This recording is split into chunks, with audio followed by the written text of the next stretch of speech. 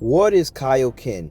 Now, over the years, there's been a lot of misinformation about this technique, and one of the most common one is that people get things confused when Goku starts to use higher levels of the Kaioken, like when he does a Kaioken times 2 or times 3 or times 4, or even a Kaioken times 10 and 20, even going up to 100. But people think these are just maximizing Goku's base at either 10 times or 100.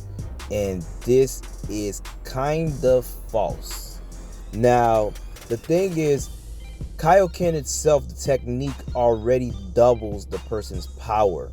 So, if Goku was to use a Kaioken times 2, technically his base power is being multiplied by 4, because the Kaioken technique itself is already a 2 times multiplier. So if Goku is using like a Kaioken times 3, it's pretty much doing simple math of 3 times 2 or 4 times 2. So Goku is a lot more powerful than what people think when he uses the Kaioken technique, especially when he's using the higher levels of these transformations.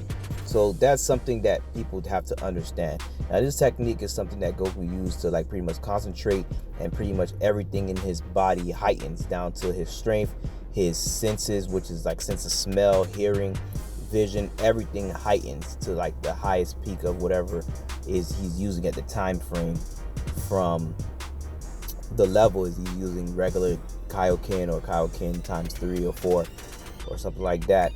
So that's something that this technique gives him like a short boost in power, because at this time when Goku first introduced and used this in the Saiyan saga, he explains that this technique is something that he got to use quickly, because there's a good chance that his body may be destroyed by using it.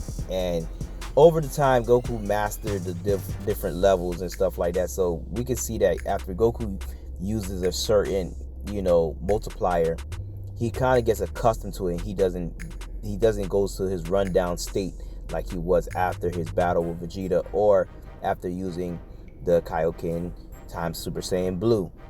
So these are all little things that comes with this technique. Now, another thing about this technique is that it's also similar to Super Saiyan Blue because of the concentration that he needs to focus to kind of like use his ability, which is probably why he was able to combine it with his Super Saiyan Blue technique, and probably may be able to combine it with other techniques such as UI or even a Super Saiyan 4, which we haven't seen this done yet, but it's definitely possible that he can pretty much stack this technique on top of other abilities. And this technique is not a transformation.